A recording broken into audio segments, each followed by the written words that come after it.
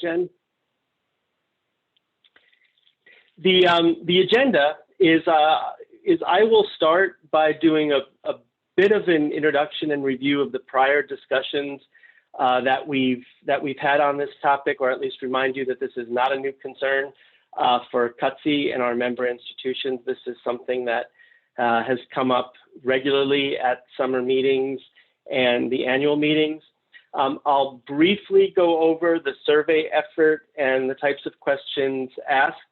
The findings really came from the qualitative responses, and so we're calling upon some of our CUTC members to share and go into a little bit more depth with regard to answers that they shared, and they've indicated obviously their willingness to tell some of their stories. We're going to hear from state DOTs from Wyoming and Michigan. You'll I think understand why we've selected Enid and Jennifer when they have a chance to introduce themselves. But Wyoming has taken a proactive approach in working with journals as well as with researchers, and Jen Herron has a unique perspective working in a state DOT, but also having worked in a research library at a university.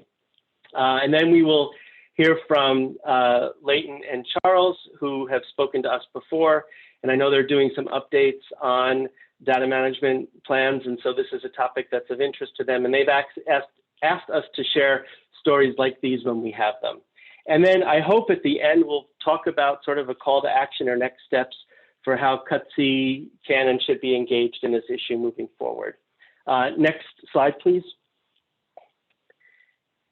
So as I mentioned, this is an ongoing effort. This is a topic that has come up on a regular basis, particularly as Leighton has done his annual update for us at the TRB meeting. There was enough of an interest that we held a March 2020 webinar with Leighton and Charles, taking your questions, which were numerous, and suggested to us that this is something an effort that we wanted to continue. And I've heard, and CUTC executive committee members have heard offline about how this is an ongoing issue, in some cases becoming a deepening issue, becoming more concern, and we wanted to understand the extent of the problem.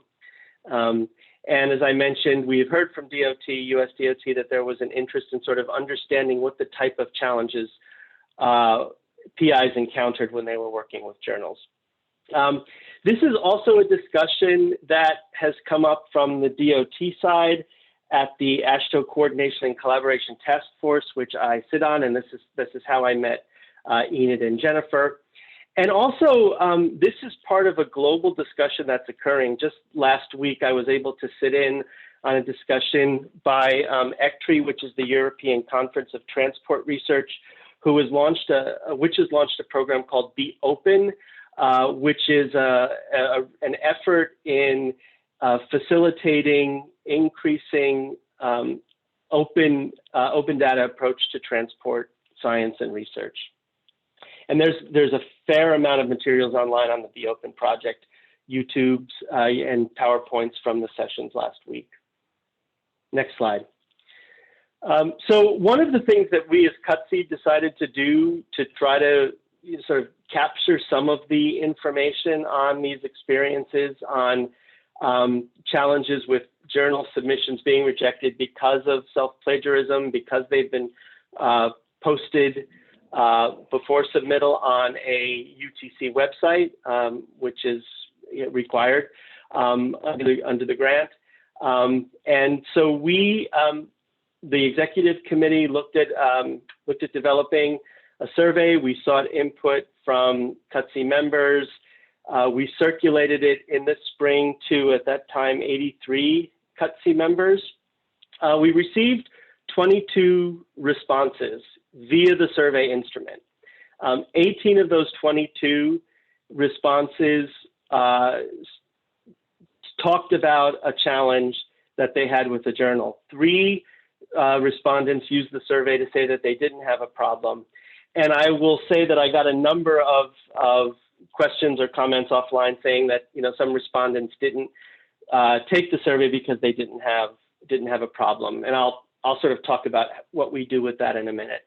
The questions that we asked, and this is a reminder for those of you who took it, asked about your dealings with journals and whether you were aware if they allowed institutional reports to be posted prior to publication, whether there was a similarity index in use by the journal and one that may have been referenced in their dealings with you, whether we were talking about a UTC report, or in some cases, whether this was an issue for a dissertation or thesis, and prior posting or publication of that document also triggered challenges in trying to get portions of it turned into publications. The source of the funding, whether it was federal, state, or other, and whether in the cases where a journal was initially rejected, whether it was resubmitted to that journal or elsewhere. Next slide. So I think it's worth reiterating that, you know, from what we can tell, the majority of CUTC members and respondents, even those who chose to respond by not responding to the survey, have not experienced problems. Assuming that edits are made to the research report, and that's sort of one of the things that we want to uncover a little bit further, is to what extent do edits need to be made to make the submittal acceptable to the journal. So I would like to suggest that this conversation we're going to have today is most useful as a documentation of the range of experiences and common responses from PIs and universities, because even these experiences, whether anecdotal, help our understanding of what the problem is and where there is some general consensus about some of these concerns becoming perhaps trends that should be addressed.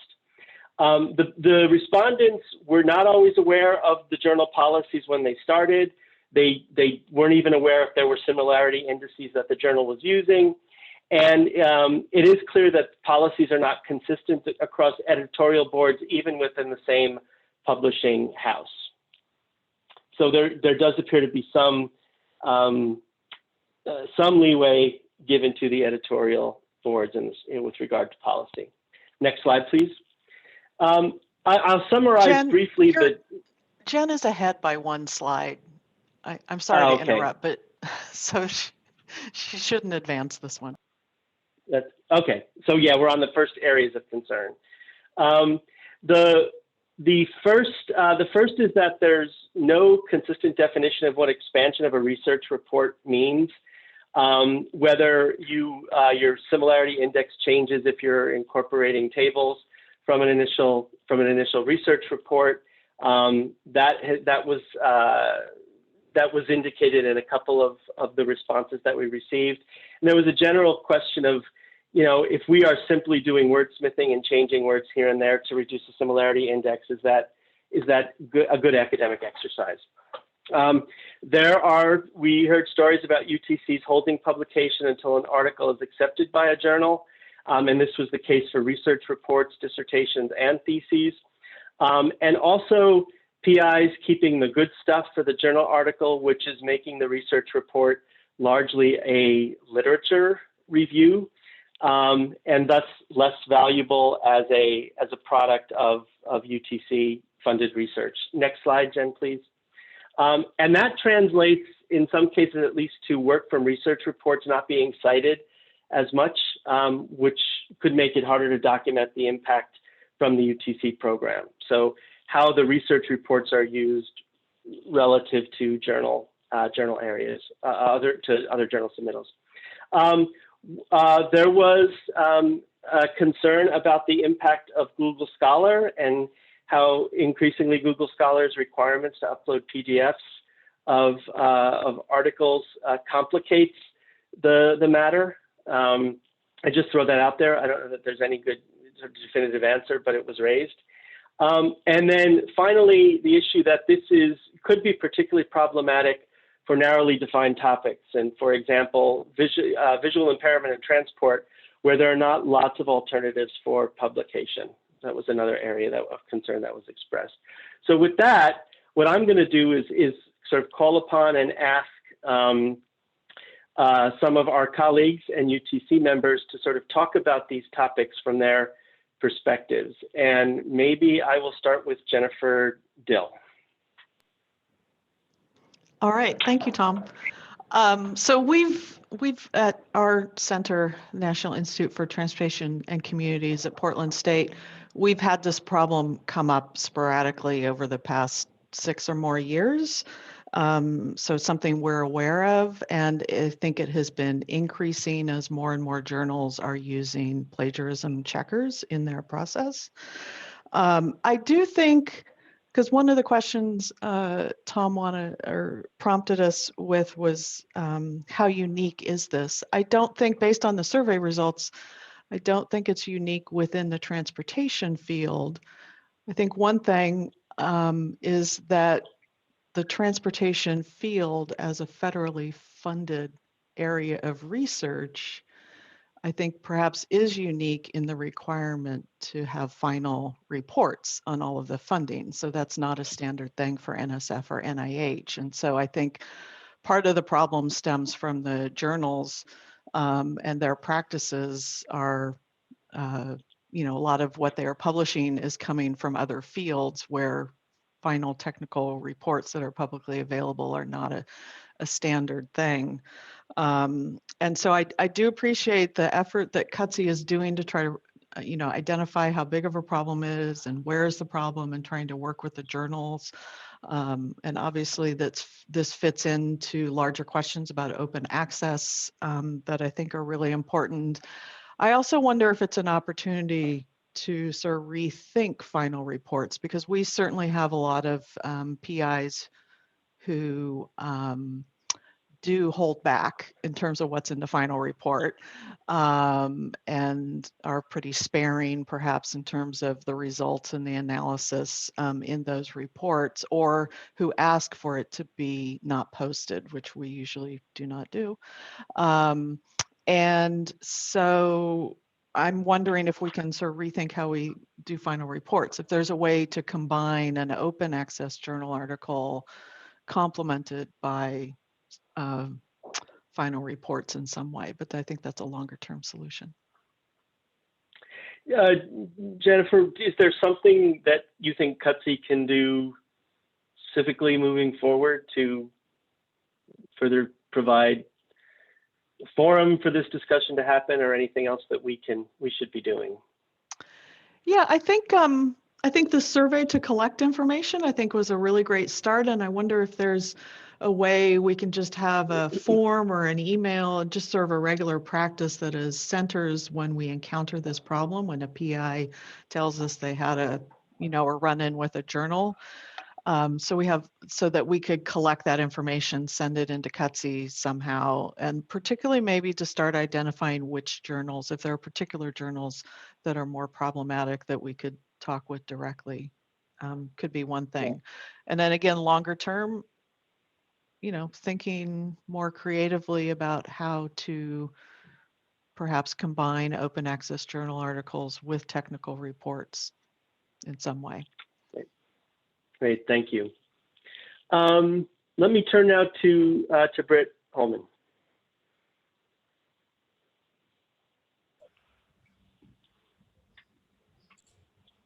Hello. Hi, I'm Britt Holmen from the University of Vermont. And I think I'm one of Tom's 3 who replied to the survey saying, I did not have a problem. And that's because I had already, before the end of my project, my USDOT project, I had the journal article published. So what that meant for my final report, to avoid self-plagiarism, I basically had to take the time to completely write a new report, which was both good and bad. It was bad in terms of the time commitment that was required of me, since the student who had worked on the project was gone. But secondly, it enabled me to include some figures and some background information on my topic about hybrid vehicles that I wouldn't typically put in a journal paper. So it made the final report maybe more accessible to the general transportation audience. The other thing I wanted to add to the conversation was I had forwarded Tom's survey link to a number of faculty at UVM and asked them to forward it along. And they also responded to me with a bunch of comments because they were in a similar boat to me and couldn't always say from the survey that they had been caught up, with a journal article, but they had some very interesting, what I thought were interesting anecdotal evidence as to the experience that faculty go through. And one that struck me was the amount of time that has to be spent making sure and searching for a journal that won't, or that would accept their paper even if they've already published a research report or posted a research report. One commenter said that they, and I'll quote, they would have submitted 2 journal papers already if they hadn't been so worried about self-plagiarizing and violating copyright. So I think that maybe thinking about the time and effort that's needed, and I really like Jennifer's idea on how we could maybe incorporate open access publishing as a substitute or standing in accounting for the required research report. I think that's all for right now. Yeah, thanks, Britt. Let me then bring in Brian Taylor. Hi, thanks for putting this together. I think that what I want to add is sort of thinking about sort of principal agent problems and the competing goals and agendas of the folks involved in this. The funder wants a meaningful quality work product. They want to solve tangible problems, and they want this sort of on point and widely disseminated, and that's certainly understandable. And they also want control over the work product, and whether it's through the UTC program or any other government funder, that's typical. The researcher wants quality work that contributes to both academic literature and professional practice in our field of transportation. And the refereed publication process is really the coin of the realm in terms of how promotion is evaluated at many institutions, especially for those on the tenure track. And just publishing reports and not those articles can be a path to not achieving tenure.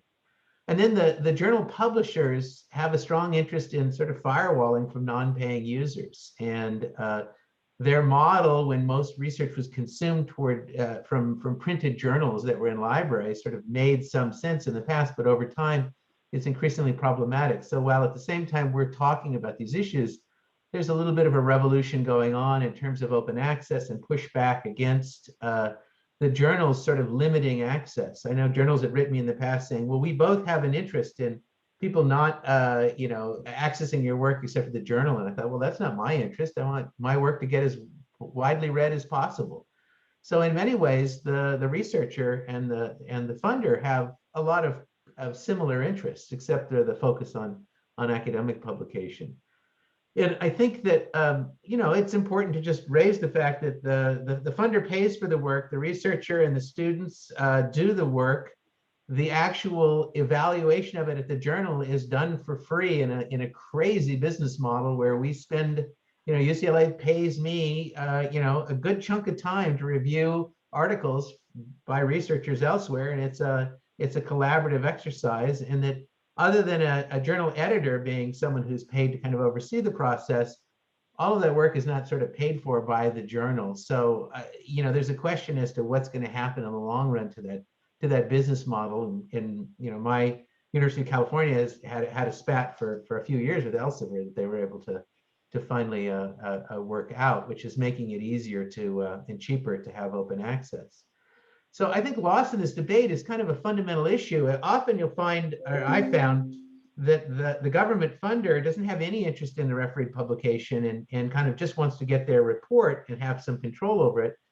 But if that blind review process is a central check on the quality of the researcher, and then it changes meaningfully through the revise and resubmit process, where I've been through it on both times, and for the most part, it does improve the work and it does correct things, and things do get better as you go through that process. Why do journals worry so much about pre-publication drafts? If they feel like they're really having a lot of value added through this whole process, shouldn't they be happy with their revised process product and not so worried about pre-publication drafts? On the other hand, I wonder why government funders don't value the refereeing process more as well. Even paying for open access at what I think are outlandishly high prices of sometimes $2,000 and $3,000, that's pretty cheap from a funder's perspective to think about, well, there's going to be an independent academic who's going to oversee this process, and there's going to be 2 to 5 people who are going to review this, and you go through at least 1 and sometimes 2 and 3 drafts of this, refining it until it's better.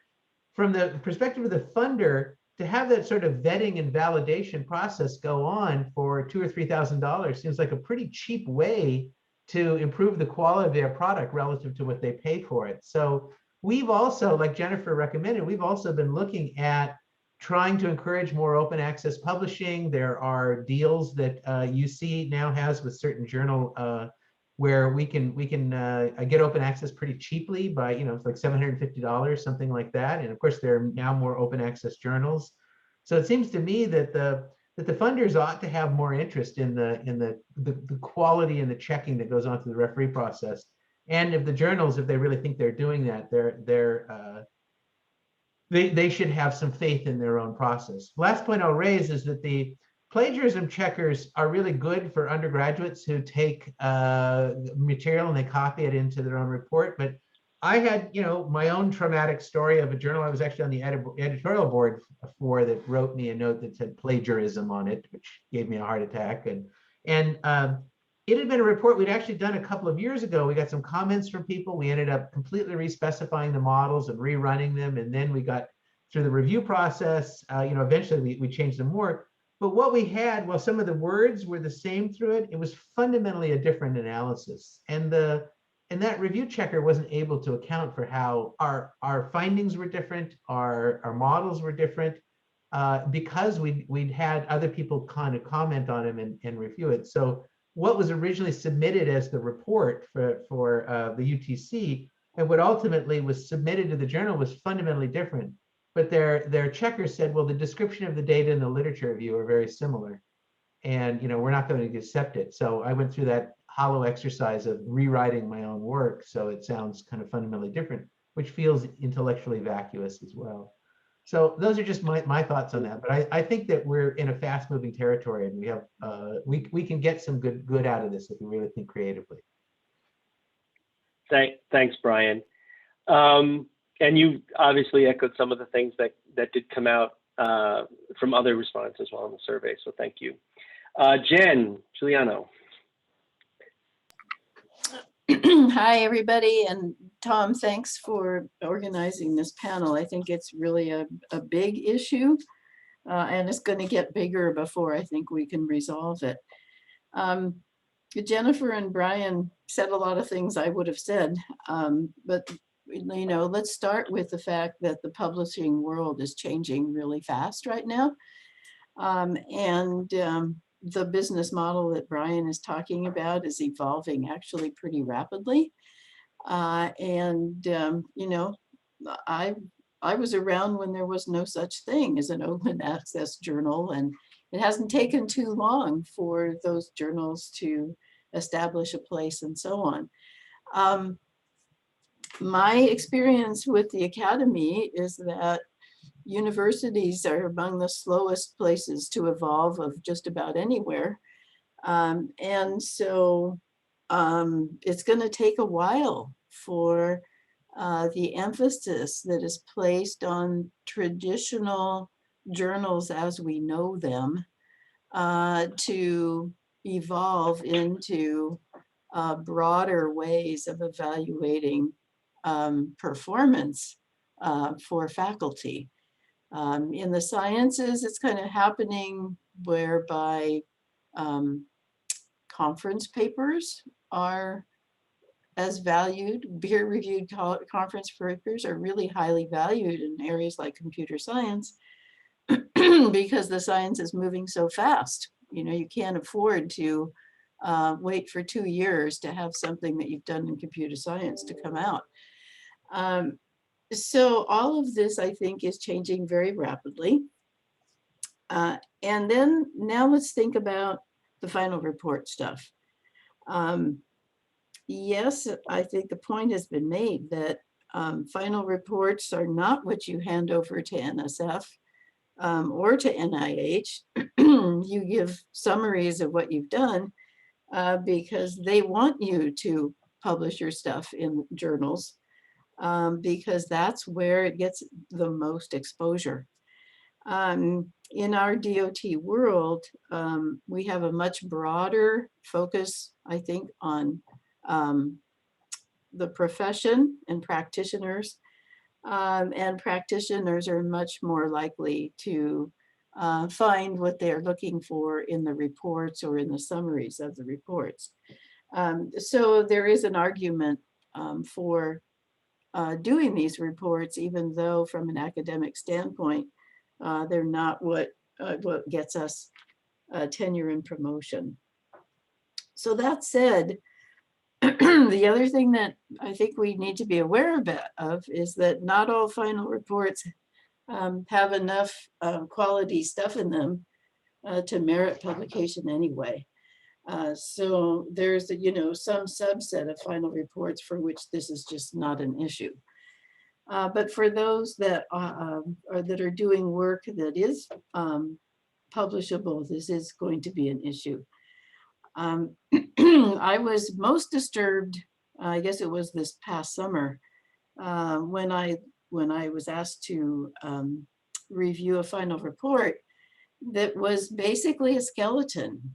And the reason it was a skeleton is that all of the meat of the final report wasn't there because there was a paper under review at a journal.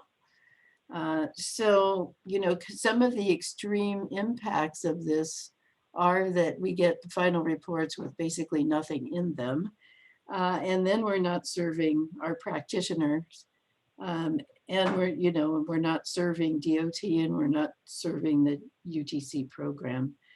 We're also, I think, I want to make just one last point, and that is that in the little bit of the Hampshire presentation that I actually heard yesterday, I was impressed by his desire about forward-leaning research, which to me means more sort of basic research.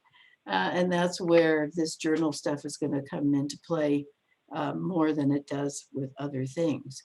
So I think it behooves us to figure out what we can do about this, both in the short run and the long run. I don't think the short run solution is don't write final reports or write skeleton final reports. I think we're going to have to figure out another way. One of the things we're doing is publishing first. That is to say, the publishing process is much faster than it has been in the past. And so we're hurrying up to write those papers before we ever get around to writing the final report. So maybe we have to flip our own process and start writing our papers first. That's it from me. Thanks, Jen. Thanks, Jen. I have found a workaround, so I'm able to view the questions. Please put your questions in and we'll share them and discuss them at the end. We have one more PI and researcher before we get to our DOT perspective, and that is Nicole. Hi, yeah, so I am an assistant research professor at University of Arizona and part of Jennifer Dill's NITC UTC. And I have an example that actually predates this, but I think it's really illustrative of what we're running up against. So I'm a built environment, not just transportation and public health researcher. I bridge 4 to 5 disciplines on a regular basis to help our governments make better public decisions. And so what that means is that I do a lot of literature reviews. I probably have done at least one a year for over a decade, and they generally are under contract, whether through a UTC or not, for government agencies. They're rarely cited, of course, which is a problem for me being in academia now. And some of them, due to the nature of the contracts, don't even have my name on them, right? So this is a real challenge for my own currency of my career. And I've worked in all sorts of settings, government, state agencies on the public health side, private for-profit, research consultant, and now here in academia. So the example I'm giving you today had an original report written in 2012 in preparation for a 2013 long-range RTP exercise in Canada, actually. We had no idea it was available on the web, the report. That was pretty early before things were automatically going up. It was originally funded by a Canadian NPO and Regional Public Health Department. And the first author is very, very highly cited and really adept at this kind of report to articles. So I didn't really think much when we had some pretty novel content and we thought we need to put this into a journal. And I really didn't think about about the IP issues at all. It's probably owned by University of British Columbia, but who knows, because it was before actually I came to work in this group. So the impetus for us was that we had this garish looking flow chart that talked about a lot of things that we wanted to continue talking about, this behavior versus exposure, and we needed something that looked better, and we did, and we iterated for a lot of NIH R1 applications to this really nice looking flow chart. And we really wanted that, the ability to click for that article so that when we went out and shopped around our work, that would be easier to bring up and bring some validity to what we were doing. So in 2016, 17, we decided to put together this article. We submitted in 2018. The authorship team was the full professor as first author, and then 3 very early career people, myself included, that were working in kind of postdoc-ish relationships, I think is the easiest way to call it. We submitted it to an Elsevier journal, a Journal of Transport and Health, and we, within a month, get an email with huge caps, like, your heart sinks, plagiarism, right? And the editor bounces it for plagiarism at large, and we look inside it, and they're like, oh no, that's the original report, right? And it had been cited within, it was originally authored by the first author. So we write back, we say what the situation is, and the editor comes back with this lovely quote: even if one of you was actually the author of this report, self-plagiarism is still a problem. So I just changed jobs. I had moved from private to academic, and I was already in an IP battle with the first author for other things. So someone called the agency TransLink and got the report taken down, and a few others. And then another postdoc took the lead with the editor and went to the editor and said, okay, so what software did you use? What's the problem? And it came back that there was a similarity index of 7%, and the editor insisted we must change all 7%. So then we were rewriting, and these are some of my favorites. Low levels of physical activity and a sedentary lifestyle. Like, how am I supposed to rewrite that? And how many times have I written that, given that that's my area of expertise in my life? Given varying built environments and social demographic contexts, I mean, some of these were just absolutely outrageous. Research has shown creating pedestrian infrastructure encourages both. I mean, to be honest, at the end of the day, I was impressed it was only 7%. We had updated all the literature because by that time it was over 5 years old. We had added a lot. It was new work. And the fact of the matter is that the similarity index software is, in my opinion, too strong. Nobody in their right mind would call this plagiarism or self-plagiarism. So I dutifully went through as the person who had written most of it and rewrote it, all 7%. And it was published in 2019. It's my most cited paper in 2020 and thus far in 2021, and is on track to be my most cited paper overall by 2022. So it was worth the pain, but the aftermath is pretty serious. I'm pretty cautious about IP. I already had been that way because of my private sector work. I run everything through a plagiarism check now. I use Grammarly.com, which I found on my own during this issue. The publishers are not transparent about what they're using for these similarity indexes. And I went to my librarian thinking that they could help me. And they were like, I don't know, good luck to you, and told me to go run it through our D2L stuff for our students. And because of that, I walked away from several reports to papers. And I do want to bring up, though, that I think that this is not necessarily only a UTC issue with USDOT. I have several delayed in council projects because of IP contracting issues. I had a Caltrans project that was delayed a whole year because we couldn't agree on who owns what, and we wanted to be able to publish later. I've had a Arizona Department of Transportation canceled outright because we couldn't make this choice. So that's an issue, and it's an issue because USDOT is pretty clear, but sometimes the state and locals aren't following it, and then we have the publishers, and it's just like this big systematic mess. And we do hold back, sorry, Jennifer, on our NHTSA final reports. And I'll leave it with this, one more thing. I think it's an equity issue. It was a tiny bump for the full professor, but the 3 early career folks, 2 of us who are women and 2 who are people of color, we were the ones doing the actual rewriting. We were the ones dealing with the editor. We're the ones relying on these smaller funding mechanisms from our UTCs to build out our research agendas. And we're the ones that need it for promotion and tenure. So, you know, we got to figure this out for this next generation to be able to safely navigate this. So I think that's all I have for my example. Thanks, Nicole. Raised some really important topics, and I think it's helpful again to have sort of see the process through from beginning to end, and all perhaps the unanticipated consequences that that we should be considering. With this now, I'd like to open it up to our respondents who are from state DOTs and US DOTs. I've shared with them some of the responses. They've heard now from some of the PIs, and maybe I'll start since we had Jennifer Herron's a nice bridge because she has experience both in a state DOT and in a university. So, Jen, maybe you could share your thoughts about potential next steps for us to be taking to address some of these issues from your perspective. Yep, and so I've been taking notes this whole time, and so I like to preface that I was a tenure track librarian. I feel a fraction of the pain you do because it was not as intense. So that's why when I heard that there were issues publishing, even though I'm not in academia anymore, I was like, no, this impacts your career. And so, and like I said, I'm new to transportation. So some of the things I would just suggest is just communicating with your research managers. They might not know the extent of this issue. I know with my research managers, I pulled everyone together just to educate them a little bit about tenure track, the publish or perish sort of model. I think when I was on tenure track, they said you have 6 years. If you don't get tenure, you have a year to find another job. So they might not know, how intense this thing is.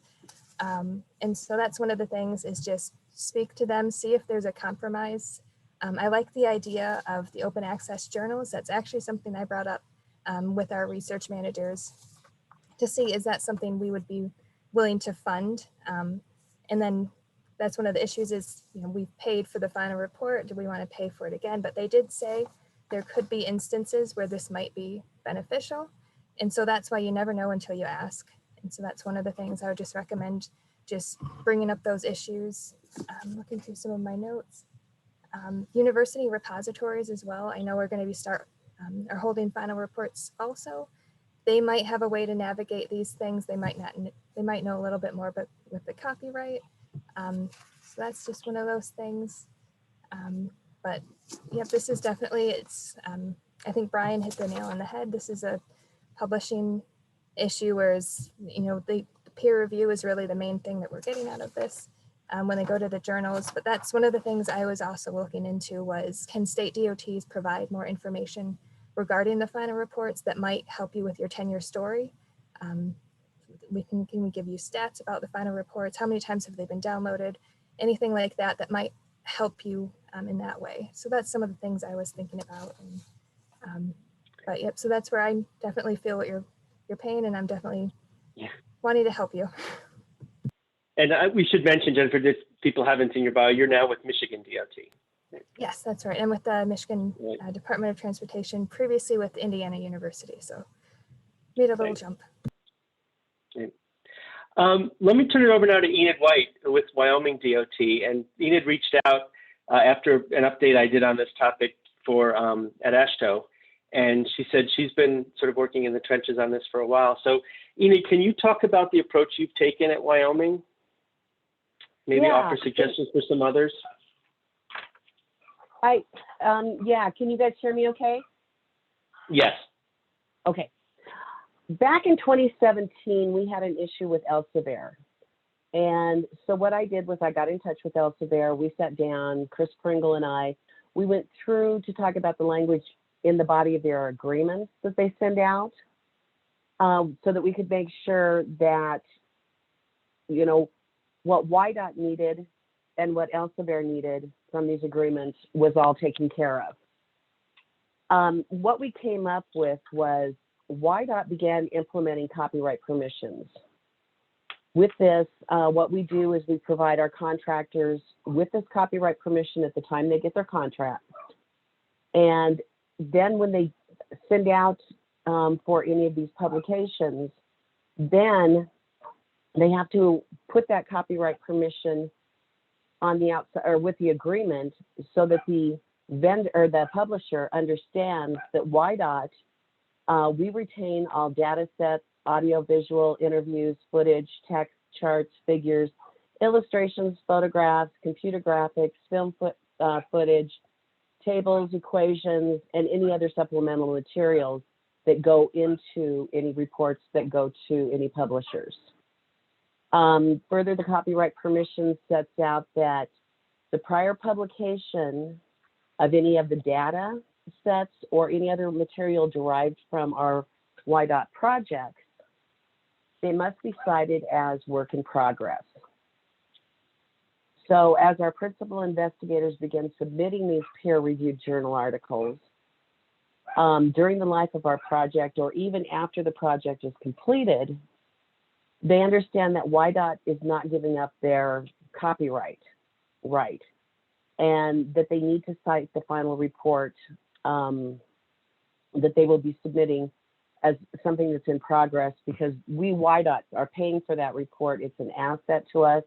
All the tables in the report are assets. The tables that go into the new publication are assets to us.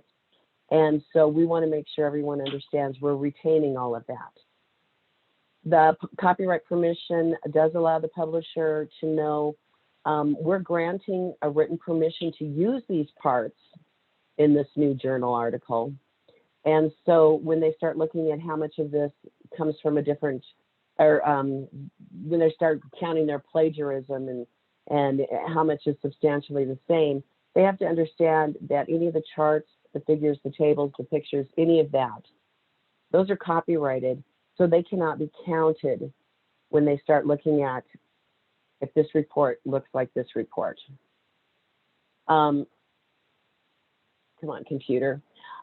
We also learned that Elsevier has 2 agreements. The first agreement is the one everybody sees: give up your copyright. You have to do this, you have to follow this embargo, you have to follow this. What they don't tell you is they have a second agreement, and most publishers do. This second format of an agreement is what's known as a publisher distribution agreement. It grants, Elsevier just the publishing and distribution rights. This allows the authors, YDOT, whoever, to retain the copyright, patent rights, trademark rights, and author's rights. And so when they submit the publication to them, Elsevier, Sage, whoever it is, they understand then that these rights belong to other entities, and then they have to look at the document or the publication a little different.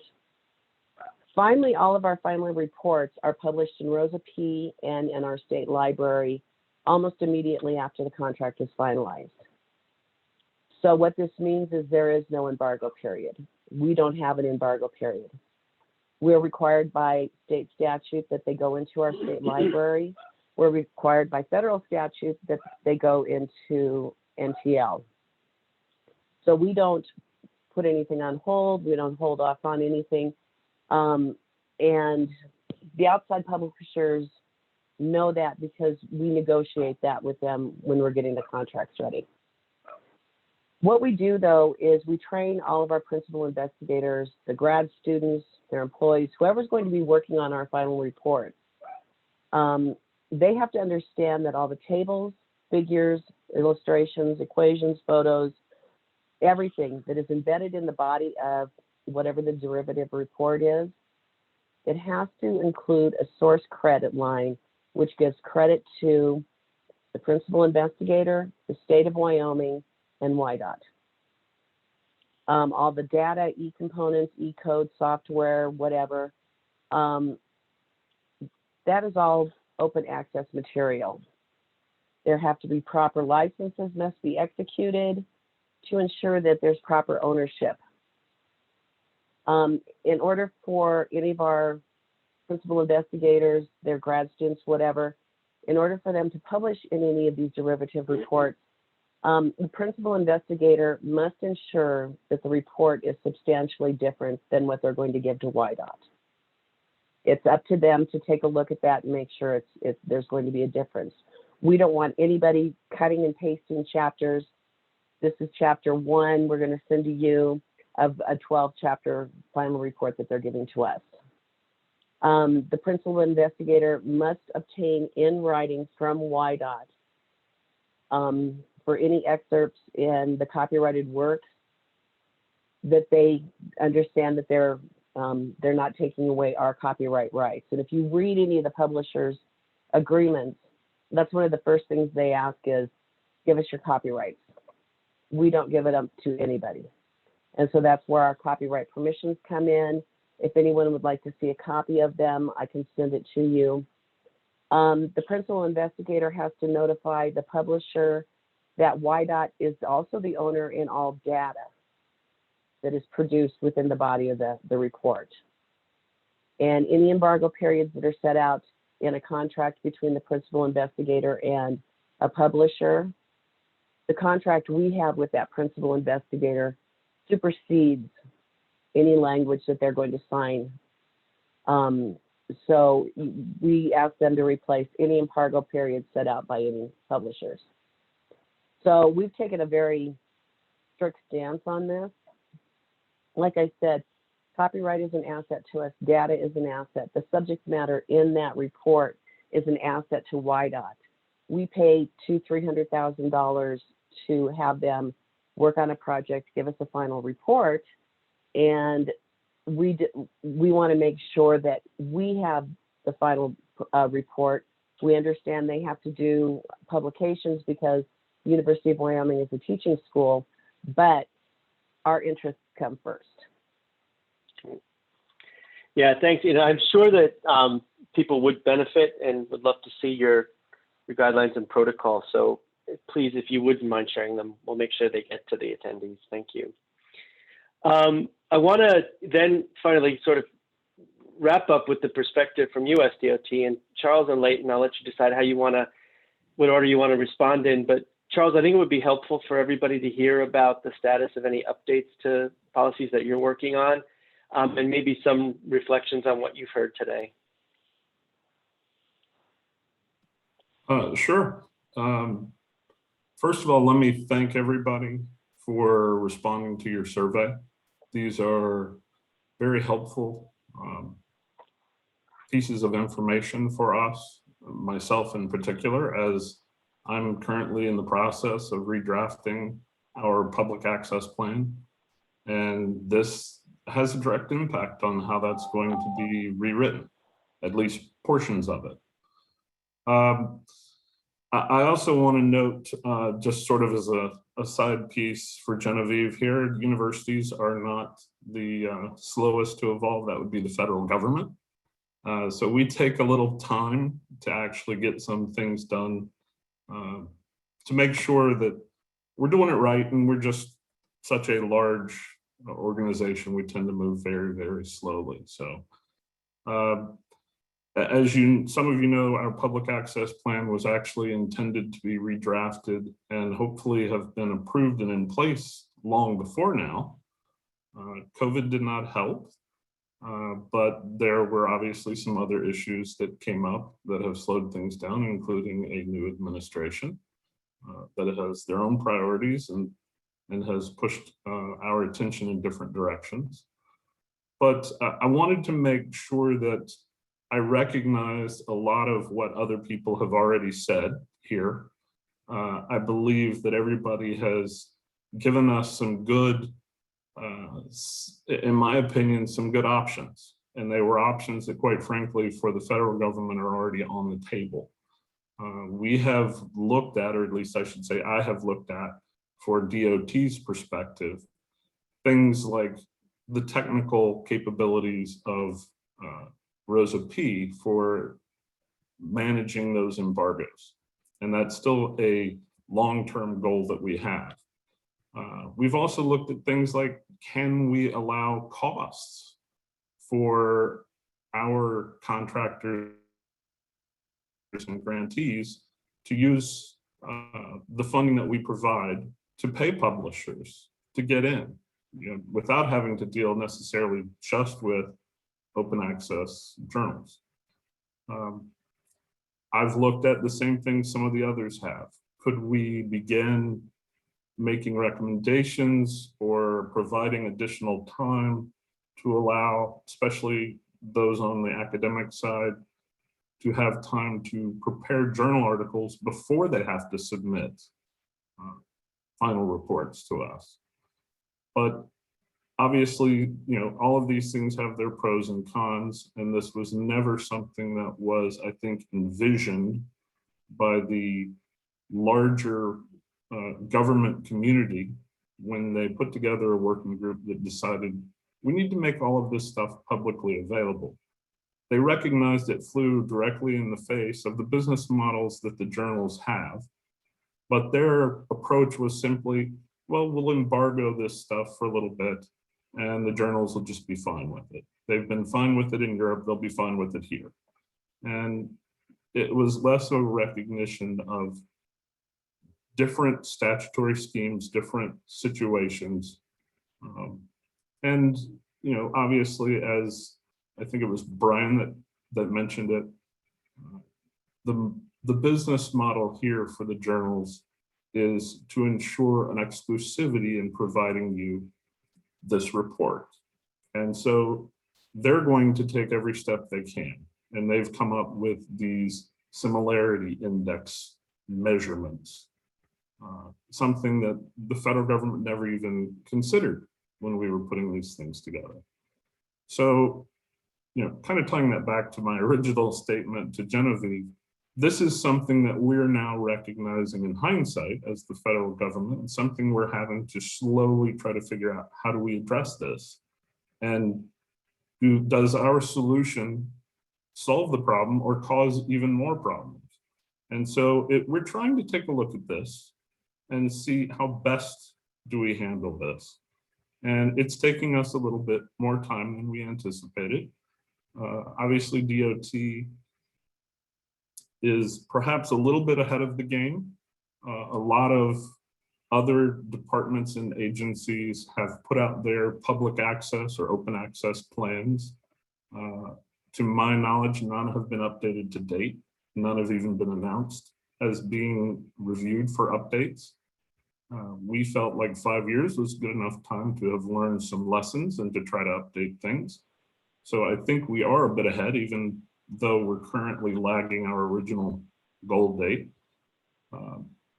But I would just simply encourage you to continue to report these issues to us. Make sure your grant managers are aware of them. Make sure that Rosa P. and TL is aware of some of these issues. You can let Leighton know. I'll throw Leighton under the bus here before he speaks, and he can get back at me in just a moment. The more we become aware of these issues, the more reference points we have to determine what we can do to try to fix the issue without causing you other problems.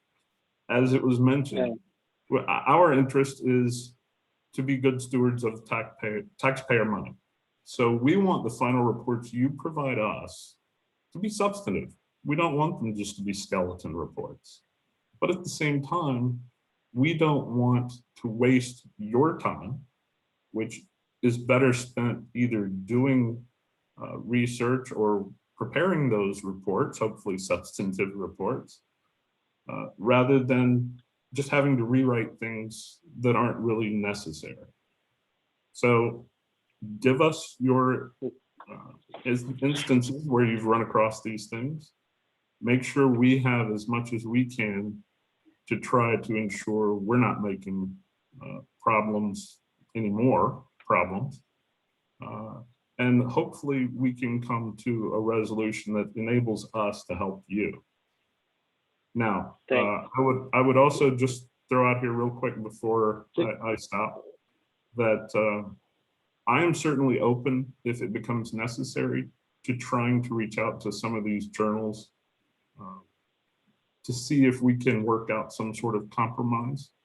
Unfortunately, we cannot follow the Wyoming DOT path. Our rights to your works are generally set forth in statute. You retain your copyright. It's very rare we try to take that from you. We're only granted a license to that work. And so we can't really necessarily draw the hard line that Wyoming DOT did with some of these other publishers. So in that instance, you know, we would have to try to figure out something different, a completely different approach. But the more information we have, the more you let us know what's going on in the instances where you've run into this problem, I think the better for us. And hopefully the better for everybody. Thanks, Charles. I got permission to go a few minutes over, but I want to make sure that we don't run into the Tide series. So Leighton, I'll ask you to wrap it up if you don't mind. And for those of you that have submitted questions, my promise to you is we'll circulate those and we'll find a way to share them via the listserv or some other way. But Leighton, let me hand it up to you to wrap up. Oh, thanks, Tom. Thanks, everybody. This has been eye-opening. And I'm going to leave you with a few nuggets to think about. I'm going to be a little controversial and whatnot. But first, why is transportation different than the other disciplines, right? Why do we have these final reports that we then immediately want to share? What's different about transportation? One of the things that I think is different about transportation is who is the immediate audience for DOT published research? It's the state DOTs, it's the city MPOs. We want this stuff implemented right away. If it's an innovation in cable guardrail technology that's going to save hundreds of lives in a year, we want that in every state and we want it right now, right? We have an interest as a public entity of getting the research out as quickly as possible and getting it implemented. Technology transfer at speed is important to DOT in maybe a way that it's not so important to some of the other sciences or their model, because, you know, hospitals are not statewide public entities, right? Medicine is not public in the US. There's a lot of private interest here, right? It's not socialized in the way that transport has been and continues to be in a lot of ways. Of course, there's private parts of that and all of that, and private partnerships buying in over the last few decades and all of that. But maybe there's something fundamentally different about transport and the way that we do our research and at the speed we want to implement that, you know, impacts why we write these really excellent reports. I mean, and honestly, your reports are so much different than the journal articles. I catalog reports that are hundreds and hundreds of pages long with graphs and all these attachments and all these things. And how much content do you get to get in a journal article? 12 to 15 pages. You can't do the same thing in a journal article that you can do in a report. And I want that report. I want the public to be able to access that report. Everything that you know about the research that you did belongs to the public, because what's going on in this moment, and Tom, this is where I'll wrap up. We are in the midst of the open science movement globally, right? This is, and yes, Charles is probably right. The US being different in a whole lot of ways and not always in the best ways, has a very different approach to the open science movement. But the US and its business models and journals and other business models are very likely to be overtaken by a global movement toward open science. And yes, they can put the roadblocks on for a little while and all of that, but I don't think the world is going to wait for us. And I think we're going to have to see some change. So, and you know, we're not going to solve that right here, right now in this discussion. And I think the folks who spoke before me who said, you know, this is fluid, especially Genevieve, this is a fluid space, things are moving rapidly. Yes, we have to keep that in mind. And we have to solve best as we can for this moment, because things are going to change rapidly. Open access journals, they weren't a thing a few years ago. I am old enough to remember when the World Wide Web wasn't a thing, right? You know, it's like, so things have, you know, the sharing of information, all the old business models are sort of thrown up in the air, and we have to adjust. And there's a lot of different solutions that are being tried, and some are good, some are failing. And you know what? I really, for those of you who are tenure track, the thing that I want for you more than anything else is that all of your work is valued. So if you're creating data sets, I want that to be a peer to your reviewed journal articles. If you're creating software, I want that to be on the same level. If you're creating models and simulations and all those sorts of things, all those sorts of things should be part of how you're getting reviewed for your performance, because that's all valuable, important work that you've done, and that needs to be credited. And so, yes, government is slow, academia is slow, institutions are slow to change, but there's a global movement going on, and we have to keep that in mind as well. We are far from alone in the world trying to figure this out and running into roadblocks. Thanks, Tom. Thanks, everybody. Appreciate it. Call me. Thanks. We'll have to leave it at that as the last word. Clearly this, the last word for today, because clearly this isn't the last word. Thank you to all the participants.